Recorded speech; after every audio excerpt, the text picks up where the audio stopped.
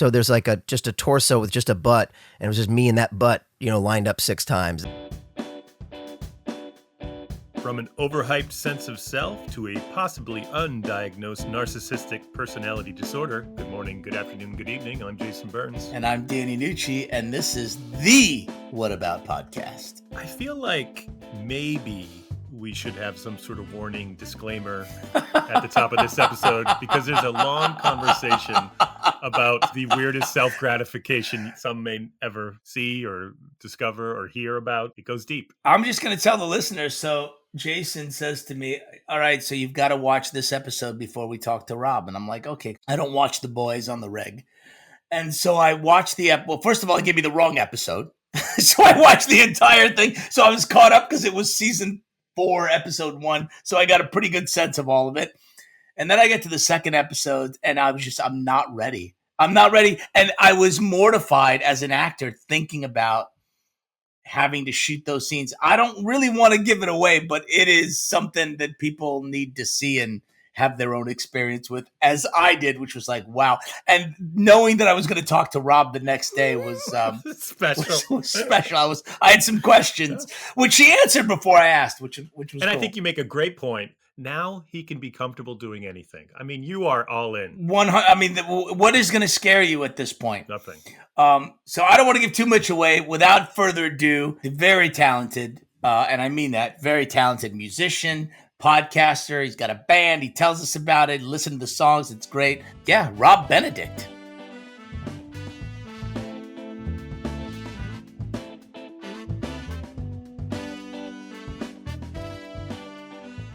How's it going? Oh, see, look at you. You're way more professional than we are.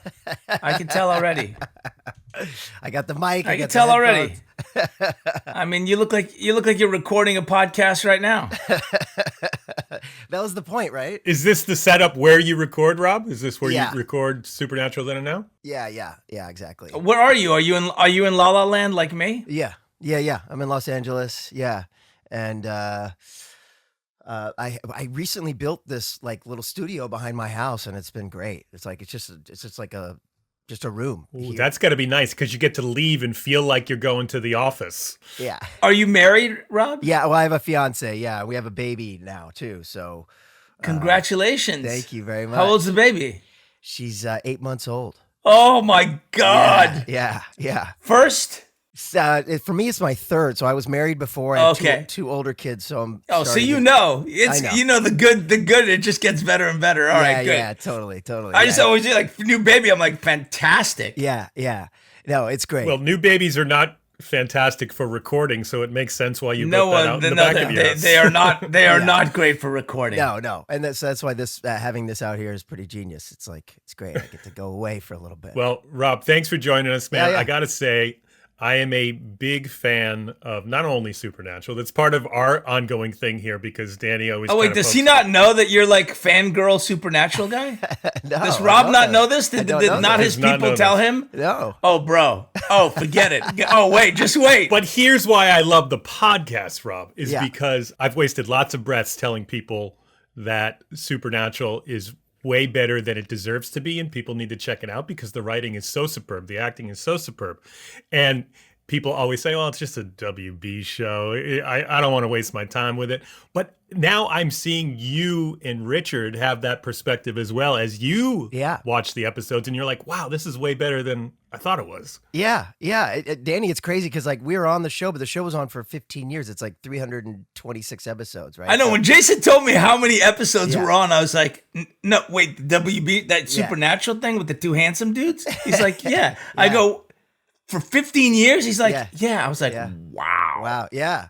So we're watching it from the beginning and experiencing really for the first time because I'd never watched it, the whole thing. I'd seen my episodes and a few others, obviously the ones I needed to see. But so it's great. It's really good. It's so wait. So how did this happen? When did we like? I'm gonna watch the show and do a podcast. Well, Eric Kripke, who created the show, he called us and said, "Would you guys be interested in hosting a rewatch podcast?" And he has a really good friend who's a podcast producer and was putting it together. And so we were like, yeah, that sounds right up our alley. Sounds great. Yeah. So, other than the fact that we're going to be busy for the next, well, I was going to say, because I mean, you're not going to run out of material because these episodes just go on and on and on and on. No, we keep saying that our children are going to finish the show. Yeah, they're going to finish it for you. That's great. Yeah. Great. You bring it in, bring the baby in. Yeah, exactly. Baby's got to at least pick up the vibes. Yeah, exactly. Yeah, it's like the pyramids. They're finished by the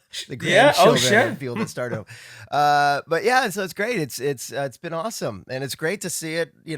From a fan's perspective, and it really is. You either know the show and you love it, or you barely heard of it. Right. There's no middle ground, right? It's like you're super passionate, or you maybe caught a commercial once. Right. Exactly. Yeah. You kind of know what it is, but yeah. And so, the show's been over since 2020, but we've been doing fan conventions like all around the world. And it's been a really special thing. Like, it's just this bonus. I never would have imagined that it would have, turned into this. And we're flying like all around the world that people know about this show. I mean, we have a convention in Rome every year, and it's like people from Russia are there, and people from China and Japan and Brazil. And I mean, the show is popular all over the world. It's bizarre. We don't take any of it for granted. It's pretty amazing. So no, it's neat when you go and you actually, are dealing with people that this is a huge part of their life, and they're so grateful to interact with someone that's been on the show and someone that they've seen on their television. It's kind of great. Like you think it's a bit of a drag, but it's kind of amazing, isn't it? It's amazing, and I always say like it's become almost like the theme of Supernatural is family, right? Like blood means look everything. at Jason nodding his head. Oh yeah, sure, I know.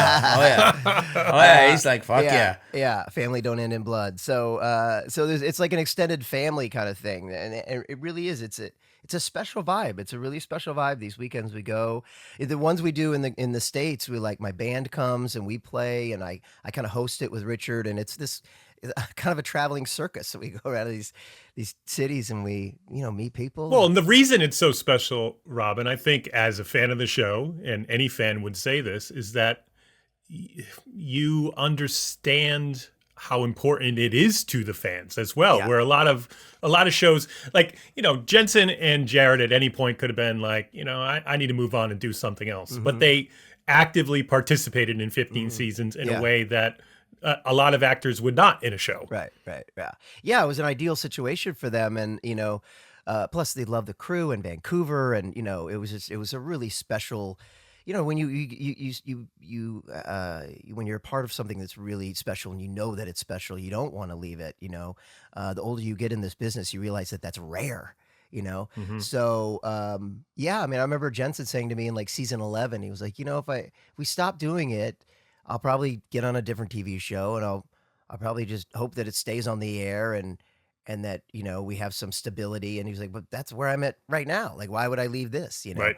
And then I think eventually after 15 seasons, they were like, okay, I think it's time. But and now, of course, I mean, that's a giant part of your life. It's huge. Yeah. Yeah, and also just having to come up with new storylines and not repeating old storylines and keeping it interesting for that long. The fact that it lasted that long is just amazing, because things get stale. They do. Yeah, they do. And and sometimes stories run out like that. Totally. It's been told, it's been done, you're done. And the fact that they were able to sustain it that long is just fantastic. And as you know, it worked for that long. Yeah. Or as you're learning, I should say. Yeah, exactly. You'll let me know when you get further along. Yeah, exactly. I'll find out if they jump the shark or not. Well, let's go back to the beginning, Rob. I want to steal from your then and now subtitle of the podcast and go to the then, because, talk a little bit about, you grew up in Missouri, correct? Yep. Just curious, how did that prepare you for life and performing? What was your upbringing like? And because your sister's an actor as well. Yeah, my older sister was an actress and is an actress, and I grew up in Central Missouri in Columbia, Missouri, which is a college town. Ben. Yeah. Shot a movie in Columbia, Missouri. No way. Let me tell you this. I got arrested in Columbia, Missouri. Oh, there we go. No way. That's a true story. Yeah, I did a show called a television show called Combat Academy, starring George Clooney. Oh my God. True story. A very young George Clooney. A very young George Clooney. That's right. And let's just say I had a little too much fun. Oh my and God. got a little rowdy and got arrested and had to call the first AD and go, hey, so listen, I got this kind of court date. I got. Oh is my there God. is there a way I could get Monday off? Oh yeah, that happened in Columbia, Missouri. Yeah, it was called My God. Kemper Academy. Are you familiar with Kemper Yeah, no, Academy? Kemper. Yeah. Yeah. That's what it was. crazy, man. That is so Yeah. wild. Why am I telling this on a podcast? I don't know. I'm somehow proud. Like, you got arrested in my backyard. Wow. Yeah. Yeah. Yeah, it was. It was. Growing up in Missouri, it was, my mom calls it the little blue dot in a very red state, and I felt like we in this town, because of the university, we had a lot of culture come through. Bands would stop there and play. Movies shot there. Like, it was kind of a liberal community, and I did community theater, and my sister did too, and then I kind of followed my sister's footsteps. She went to Chicago, went to Northwestern University, and I went to Northwestern, majored in theater, and then I came out to LA right after I graduated. Like, I didn't even wait. I was like, I knew this is where I wanted. Just got in your car and took off? Literally, yeah. With no air conditioning in August. Little did you know when you were doing Mammoth and friggin' Northwestern that you would be going to Rome with Exactly. doing Supernatural. I mean, isn't it amazing like that you'd be doing this podcast and you'd be playing with this band in Rome or in LA, yeah. It's incredible. Or even like before you just that. you don't think what it's going to be. You have this entirely other idea. Totally. And even before that in Missouri, like, it was a very small town kind of community. And so I never, the furthest I'd gone when I was 18, the furthest I'd traveled was to Chicago. Like, that was I'd never, I literally thought you were going to say St. Louis. Yeah. Well, I hadn't been on a plane until I was like 17. I went on a plane and went to Chicago, so I really hadn't been out. And so it was, even going to Chicago was like, wow, it was amazing. Just opened my mind to everything and all these new people. And so I couldn't wait to get out to LA. And, I came out here and, waited tables like you do. Was your sister out there? Was anybody there that you knew? Yeah. My sister was here. And where did she move? What part of Los Angeles? This is just for me. The listeners don't care. They couldn't tell the difference between Studio City and West LA, but I'm always fascinated. Amy lived in Hollywood, and then she went to, when I moved out here, she was in Playa del Rey, which was far. Oh, okay. So I ended up I got a place in town. I was in West Hollywood when I first moved here. Was in West Hollywood, and then eventually I went to Beechwood Canyon, and then Laurel Canyon, and now I'm in Silver Lake. Sure. But so that's where it began, and I started just doing what you do. I had an agent. Were you playing music then? Yeah, I was playing music, but it was the band was kind of just getting started. I started the band I'm in now then.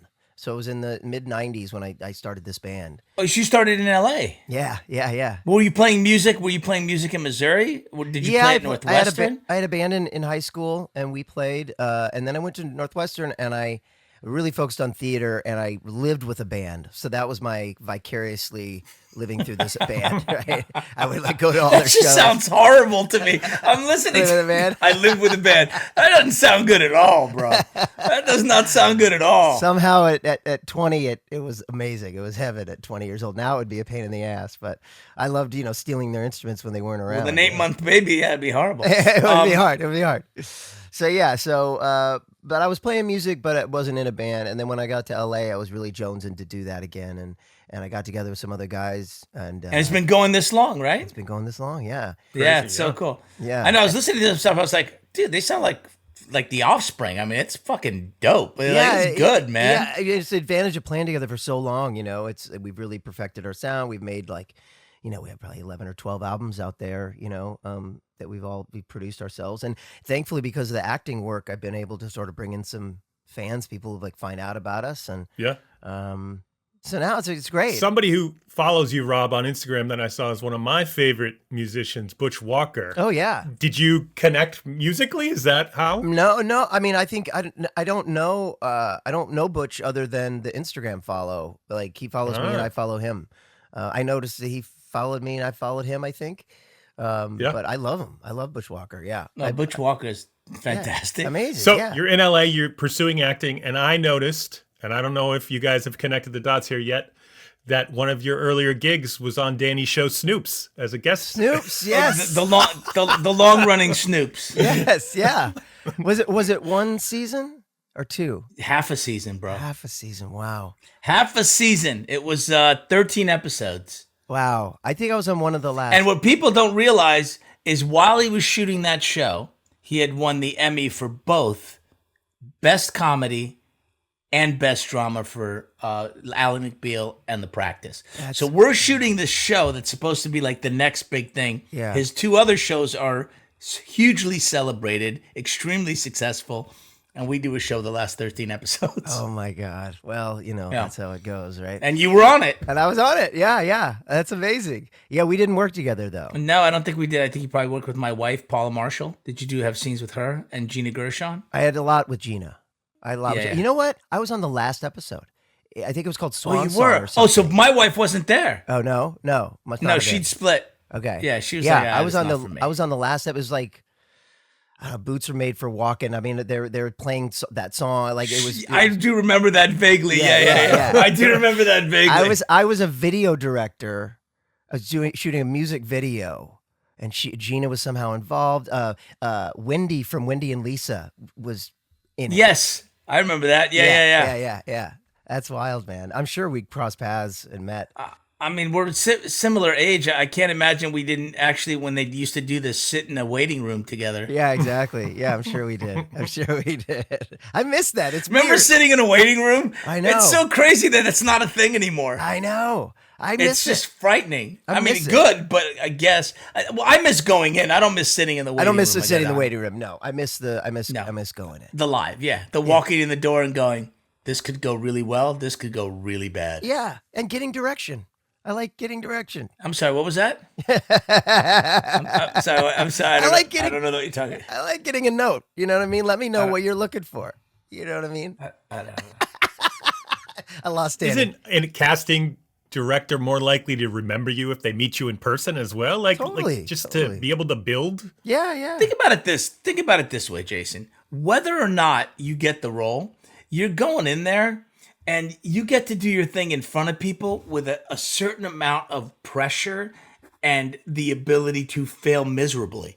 There's something that does to a performer, the risk factor that brings something else out instead of doing it at home and running it, 2 or 3 different ways and picking your best day. It just misses out. It's like the difference between live and recorded, you know? Yep. And why everyone likes live music. Feel free to amend any of that. No. It's like everyone loves live music because there's an element of mistake. There's an element of improv. It's almost like a fight or flight. Like you're on. What are you gonna do? And you're right. You're exactly right. It ignites something in you that's been lost with everything on tape. And especially with comedy. Yeah. You get the immediate laugh or non-laugh, and then the adjustment to the non-laugh Exactly. sometimes makes them laugh. It's really fun. Exactly. Listen to us getting nostalgic. Well, I want to talk about you, though. I want to go to audition for Supernatural. Did you think it was going to go this long? Was it just like everything else? What else was going on at that time? Do you remember getting the call? Do you remember getting the call that you were going to do multiple episodes? Was it something that was a series regular recurring right off the jump? This information, I think, is pertinent. Okay. Yes. I agree. See, I didn't ask because I already know because super fan. Okay, but there's other people that are listening that might want to know. I don't know, Jason. I'm just throwing it out there. So yeah, Supernatural was like it was like 2006 or 7, and I went in old school. I went in. I remember there wasn't anybody in the waiting room, which is always nice. You don't see anybody else. Because you feel like they just want to see you. Sure. Yeah. And so I had a great, good audition and got it, but it was just a one-off. It was written as a one episode character, which a lot of the recurring characters on Supernatural are. And so, I got it and did the part. And the end of every script, it says to be continued, but I didn't know it said that at the end of every script. So I was like, to be continued, maybe I'm coming back. And then when I got up there, they were like, yeah, no, that says. So you're reading the script going, which we'll get to reading scripts later, but so you're reading the scripts and going, oh, I'm for sure coming back. There's a part 2 to this episode. Exactly. Yeah. But That's every script says that except the very last one, 326. Anyway, so I but I did it, and it was right when Twitter was getting started. I mean, Twitter was sort of gaining steam, I should say. And one of the actors, Misha Collins, who plays Castiel on the show, one of the lead guys, he was like, "Yeah, have you seen this thing, Twitter?" I'm like, "No, tell me about it." He was like, "Well, after the show airs, I look at Twitter and I could see what people think of the show." This was this modern thing to us at the time, right? Right. And he's like, "So after the show airs, check out Twitter to see how your character is received." This is season 4, so already the show had developed this kind of cult following. And so I remember watching my first episode and then seeing like nervously looking people like, "Oh, I like this guy Chuck." They liked the character and like, "Oh, thank God."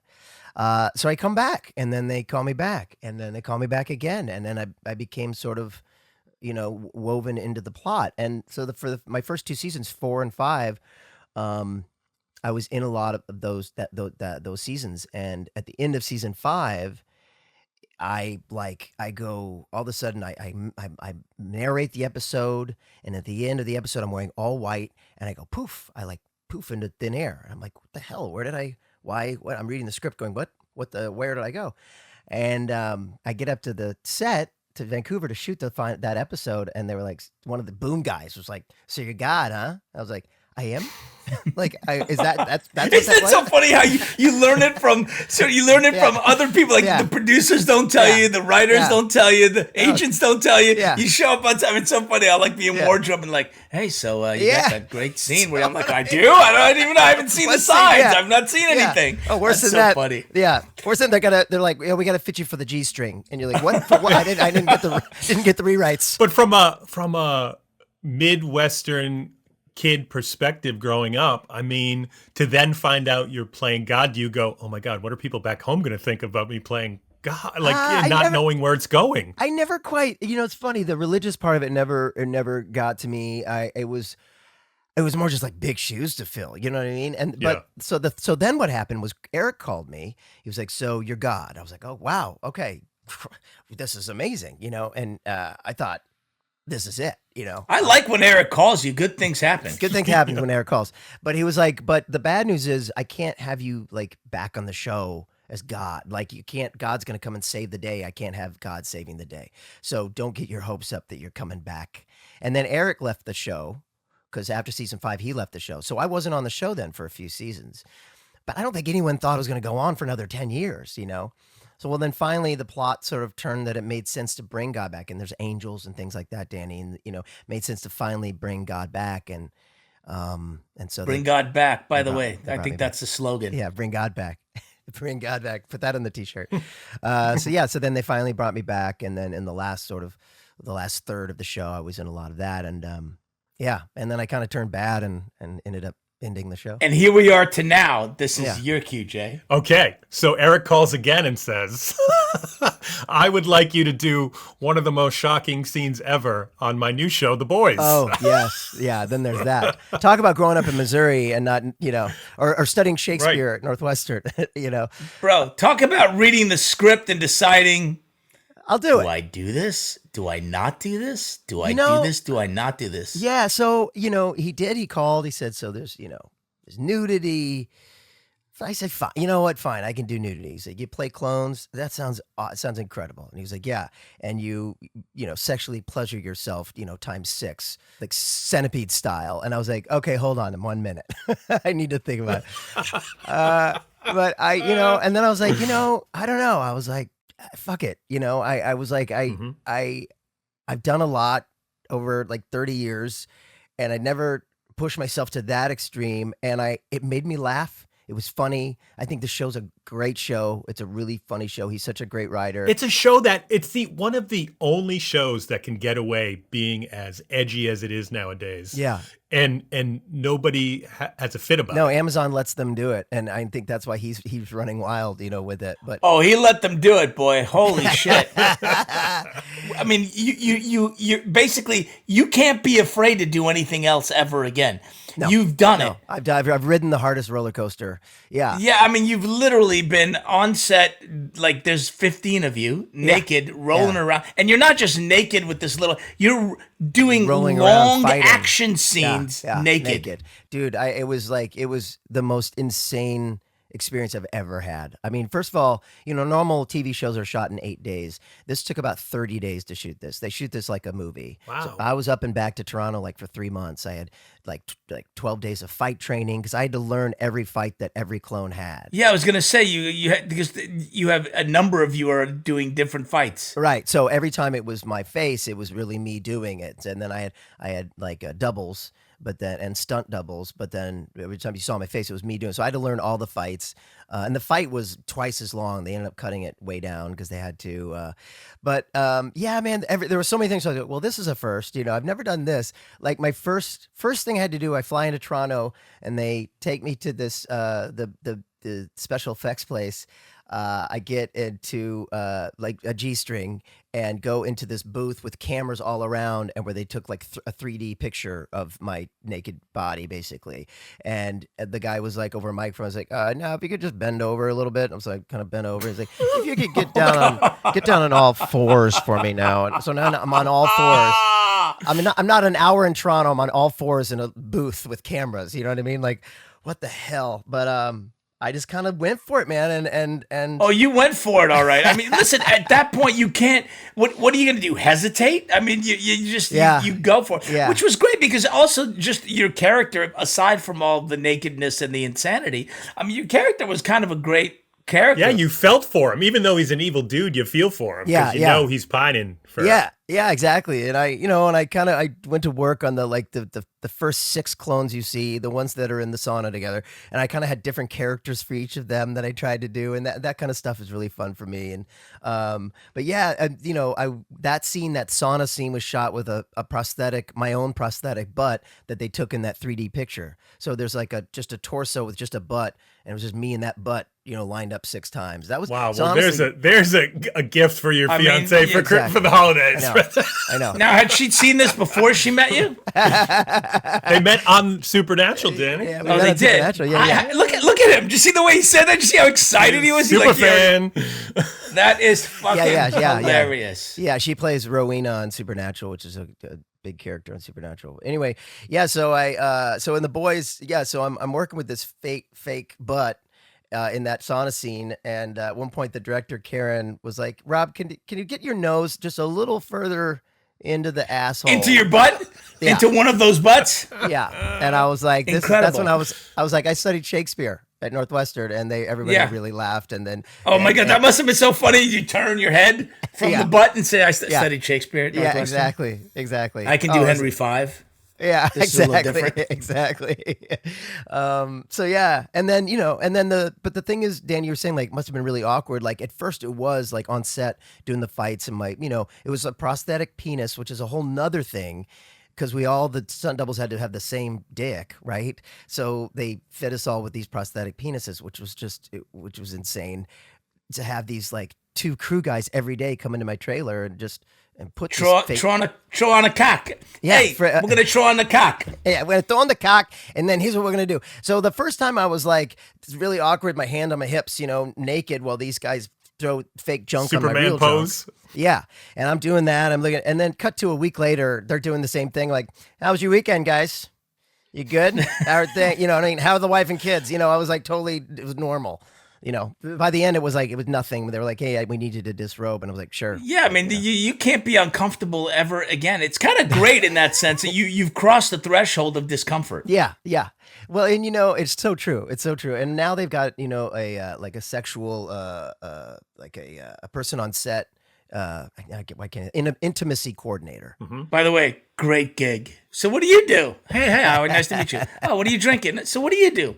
I'm an intimacy coordinator. What about the guys who have to attach the penises on? That's a resume right there. Man. Yeah, and they were hilarious. I mean, they couldn't have been more like guys. They're special effects guys. It was the whole thing. I was like, well, that's a first. That's a first.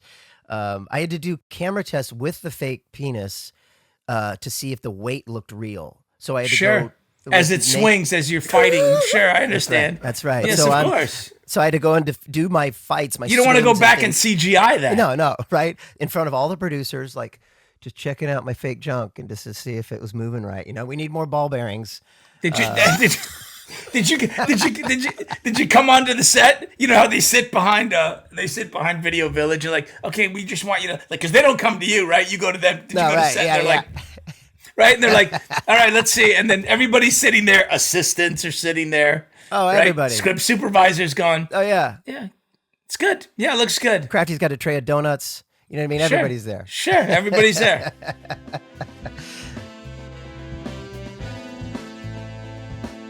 What about God complex?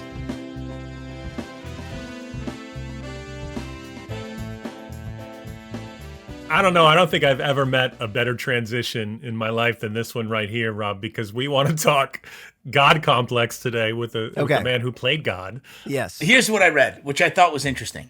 A God, I'm going to tell you why I think it's interesting in a minute, but a God complex is a pattern in which an individual believes they have great power, ability, infallibility, influence, and are superior to others. It often refers to behaviors associated with narcissistic personality disorder or mania. All right. That's in essence the quick definition. Okay. But here's the amazing part to me, and this is the part that fucking fascinates me. Listen to the behaviors.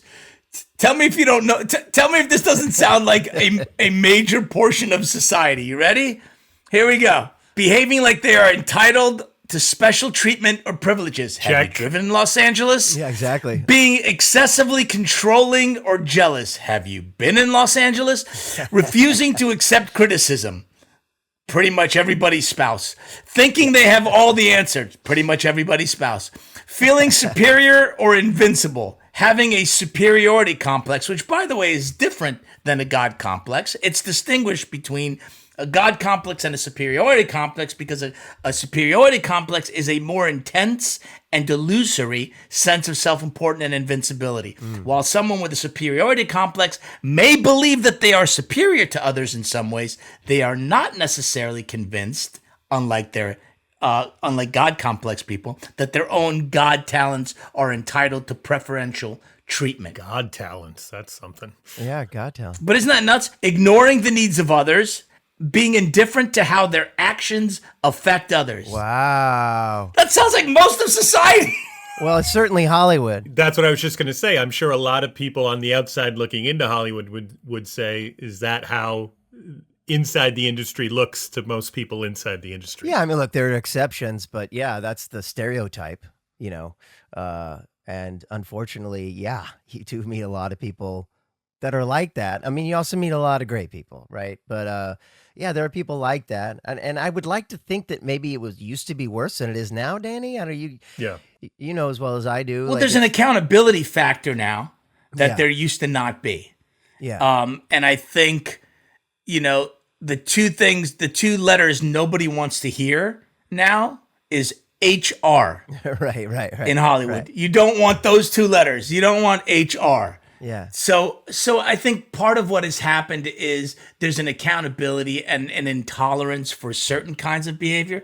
But I mean, I don't know what your experience is, but my experience is there's always that one or two that Yep.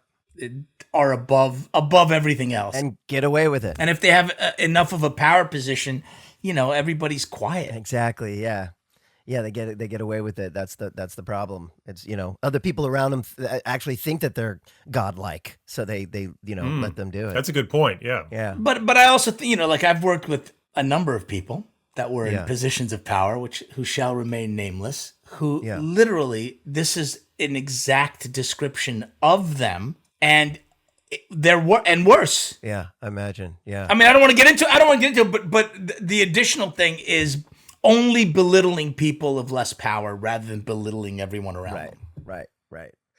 And it's not just actors. It's actors, directors, writers. I come from the comic book world, Rob, and I can say that quite a few creators in the comic book world have these same types of personality traits. And I always thought it was because, at least in my generation growing up, comics weren't cool, right? We weren't the cool kids. So then once we got older and where suddenly geek culture was cool, we fed on that something fierce. Right. Well, here's what's interesting. Here's the what one mental health professional says. The development of a God complex can be related to many different factors, including low self-esteem, 100%. feelings Totally. of powerlessness, or unresolved childhood issues. They may also have an overly protective or enabling parent who fostered these feelings with constant, unrealistic praise. Everybody gets a trophy. Yeah, totally. Oh my God, we're raising a bunch of narcissists. Yeah, that no, it's it's really true. Obviously, that's what's weird, isn't it? It's like the person that has the complex. It's actually the opposite of that. Like they have low self-esteem. Right. They don't think of themselves. They have to overcompensate. They're trying to cast a larger shadow to make it seem like they're more important than they are. Yeah. Where else it's prevalent is like rock stars. Those guys were nerds in high school. They were just like, musicians, like, and some of them maybe just burnouts and musicians, and then all of a sudden they grow up and they get in bands, and then girls are throwing themselves at them. And Yeah, I think there's something to be said about, this culture with social media now, where I think you can have a limited perspective of reality that really fosters this sense of self. Because, I've been to events and parties and stuff, and I've talked to people that I've just met that I have a sense of who they are, but I don't really know them. And they're talking to me as if I follow them on Instagram, looked at their last 10 posts, know where they went on vacation, who their wife's mother is. And it's like, I don't yeah, I don't know you that well. I'm sorry. But they speak to you as if that's a given. That's a great point, Danny, because like I think, social media actually encourages this God complex, because on social media you can be whoever you want to be, right? You go to Facebook, you're like, Jesus, everybody's life is perfect. And that's not true. And people post on Facebook a lot actually are the opposite. Studies are saying it fosters depression because, and none of it's not real. But also the fact that if something you post goes viral, in your brain you think, wow, everybody wants to hear what I have to say. Right. So there's a lot of that. Yeah. The fact that that's an occupation. Well, and again, I think if you have a modicum of success in any areas, I think people don't understand that a lot of it is hard work and luck mixed together, or circumstances, coming together in a way that made things work out.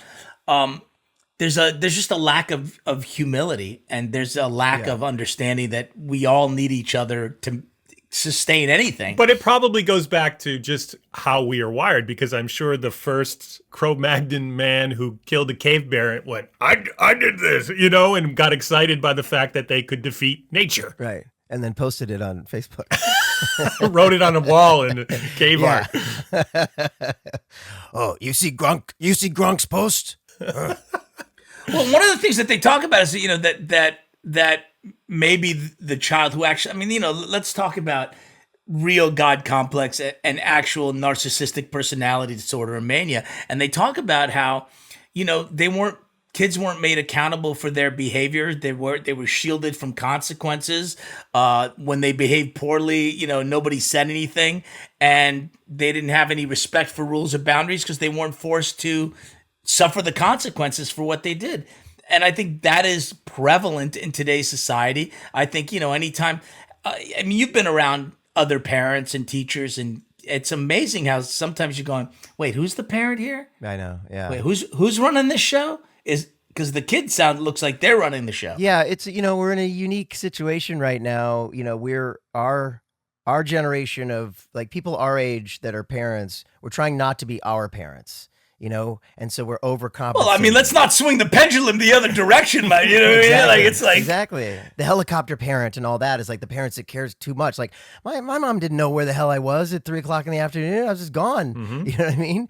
When it was dinner time, she'd yell dinner, and I'd run home. Like it was just like it was a different way of growing up. And now parents are like, just like too much into it. And that's where it comes. You're like you said, everybody gets a trophy. Well, and I don't blame them. I have 2 daughters, and my first, second, and third instinct is to do it for them. Totally. To make it easier. Yeah. And I have to go, no. Yeah. No. Yeah. No, it's a big transition. But to your earlier point, too, about teachers, I have friends who are teachers, and they say... You have friends who are teachers? Yes, I do. I didn't know that about you. But people will come in, and back in the day when we were growing up, if a teacher called your house, our parents' generation would say, you listen to the teacher. you're wrong. And nowadays they say the teacher's wrong and the kids Right. let the kids do what the kids are doing. Yeah. There's a different way of correcting. Yeah. Yeah. It's terrifying, really, because you're like Danny said, the pendulum's swung the other way, and I think we're creating more people that have a God complex. There's something we have to sort of have just a balance, right? I mean, we have technologies move to this place where we all are online. The kids are just online. They just are. So how do we strike a balance where they don't get caught up in that different reality? It's not even it's not real. That's the work. I think you're absolutely right. Like we now have been doing this long enough that the information is in. We do have the research.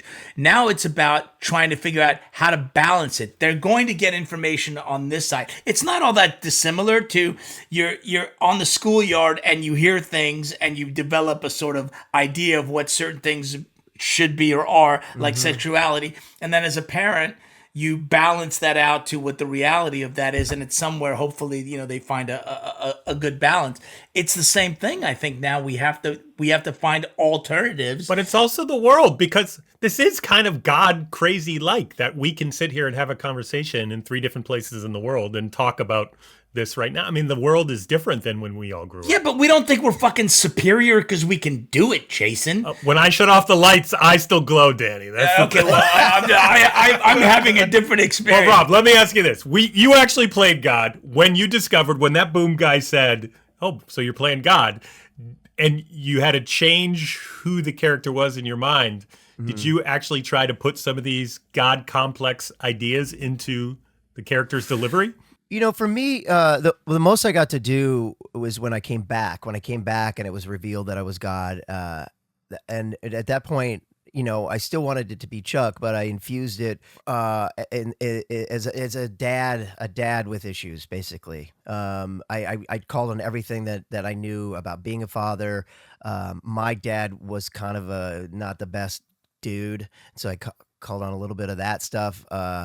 But yeah, that's what the God was to me at this point. When I first came back, I was kind of nice God, but like absent. So I was an absentee father, basically. But then by the end of the show, God kind of goes bad, and basically he just says, "I'm canceling your show." The shows, because God and Supernatural, I always said I was Eric Kripke. Like, he's the creator of the universe in the way that Eric Kripke, it's very meta.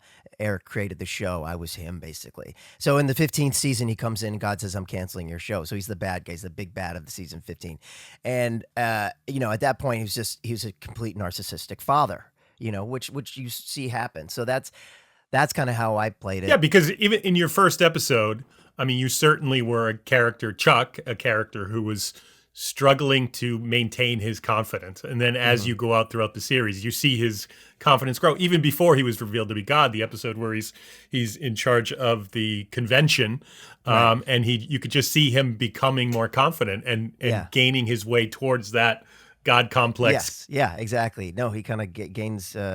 And there's a theory that he kind of knew the whole time. He's sort of waiting for the right moment. And you're sort of developing that on the fly because you don't know what the next script is going to be. You don't know what the hell. You don't know how it's going to be. It's amazing how you sort of, it's so different from a film where you're actually building based on information that you're now getting, that they're just coming up with now because they didn't think they were going to get another season. Exactly. Right? And it's it's just an entirely different way to create a character. It's a completely different process, At first, all I knew was that I was just the guy Chuck, insecure, kind of an alcoholic writer, lock-in guy who found out he was a prophet. But then you find out a little more that, and then at the end, it's like I said, the boom guy told me. Like, I didn't know, For those that don't know, the boom guy is the guy that holds the microphone so that they can record the sound. He's got the long pole so he can record it from far away. That's the boom operator. For those that don't know. So, but that's why, it's good to be good at improv, because someone throws something else at you and you just kind of like put it into what you've already created. You never want to let go of what you have there already. So, well, no, you got to layer it, it sounds like. You got to really sort of layer the character, and then it really took a turn, per the boom operator, where you're like, okay, I'm talking about layer. This is the layer and pivot. Yeah, exactly. Then, I'm God, and then I'm a bad God. I mean, there were a lot of different turns this character took. But yeah, so it was big shoes to fill, but I never really thought about it that way. Like, oh, I'm playing God. Well, It was more the opposite. So people clamored for this, but the person that won was Avery B. And Avery B wants to know something. Listener question. Oh, exciting. You and your co-host Richard review supernatural episodes on the podcast by giving them a beard rating. Yes. Who from the cast can grow the best beard? Ooh, it's a good question. I would say Tim Amundsen. Tim Amundsen, the actor God, Tim yeah. Amundsen. You know, yeah, he has the best beard in the business. That mustache is like a Kurt Russell mustache. Yeah, I mean, he can kind of do this with his mustache. So I would say Tim Amundsen, but honestly, there's Jensen Ackles. Like he's just one of those people. I mean, both Jensen and Jared, they're perfect specimens of men, right? And Jensen, just there's this thing. Jensen's just good at everything. He's just one of those guys. He's a great guy, nice guy. He's great at everything. One time we were fit with we have in-ear monitors when the band plays. In-ear monitors, so you can hear what you're playing, and it's molded to your ear. Well, Jensen was going to be doing a song with us, so he wanted an in-ear monitor. So we were on the set, and like an audiologist came to set to measure his ear. And the guy literally took his pause, went down on one knee. We're like, "You're right." And he's like, "That's the most perfect ear canal I've ever seen." Oh my God, that's hilarious. That's hilarious. So I'd give Jensen Ackles an honorable mention just because he grows the perfect beard. He's just one of those dudes. It's like,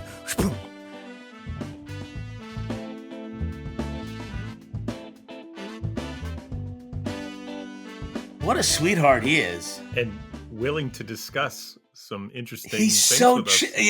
interesting. I like the choice of words there, Jason. Interesting. He talked about it. I mean, can you imagine though, bro? Like you go to work, honey, bye honey. What are you doing today? Well, I'm going to get to the set. I'll probably have a little egg burrito.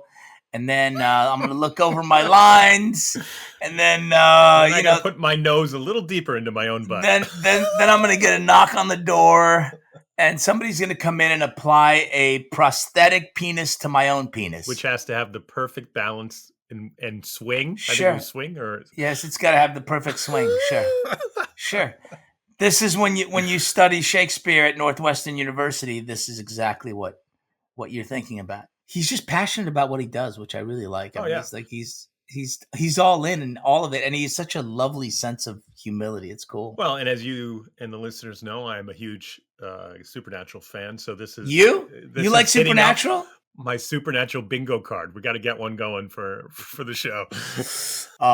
Yeah, I look forward to more of the stuff that he does. And I mean, fearless actor. Thank you all for listening. Music by Denny Nucci.